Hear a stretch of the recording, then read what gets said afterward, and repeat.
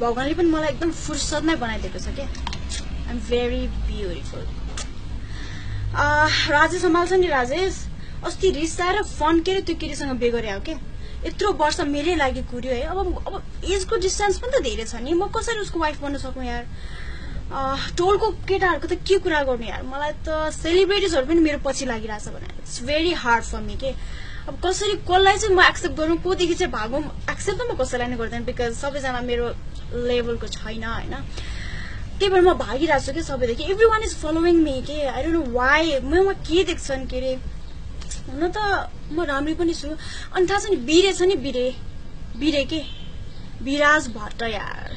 Nepali movie गरेछ नि Parshuram निशासँग movie हेर्न जाने भनेको मजै आउँदैन ज्याज तिमी नै आउनुपर्छ भनेर बोलाएको है अनि मैले भने आई डोन्ट ह्याभ टाइम होइन मुभी सुभी हेर्न आई क्यान्ट त्यो पनि विराज भट्टसँग म जान्न के भन्दैको थिएँ अहिले रिसाइरहेछ भने नत्र त भाइबरमा स्टिकर पठाएर हैरान पार्थ्यो बा सुन्दरताको नि एउटा लिमिट हुनुपर्ने रहेछ क्या नत्र त इट्स भेरी हार्ड के स्पेसली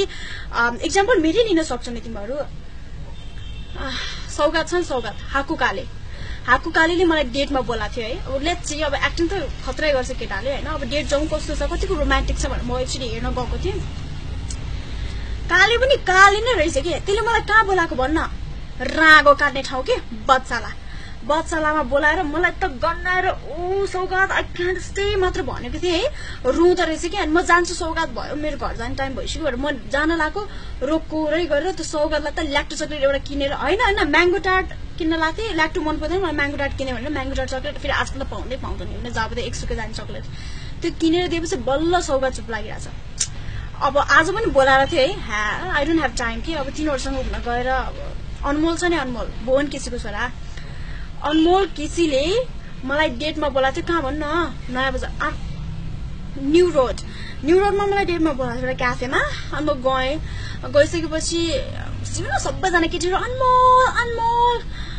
मलाई त कान थुनेर मैले के गरौँ भन्दा all of the girls are jealous with me के सबैजना बिकज अनमोलले मलाई डेटको लागि बोलाएको थियो अफकोर्स तिनीहरू त जेलस भइ नै हाल्छ अनि म अनमोललाई अब म जान्छु मात्र के भनेको थियो अनमोलले मलाई प्रपोज गर्यो क्या होइन and the red flower rose I don't like roses अनि त्यो rose I don't like rose and I can't accept you मात्र के भन्दैको थियो अनमोल त रोएर उहाँ भुइँमा लडी बुडी गरिराखे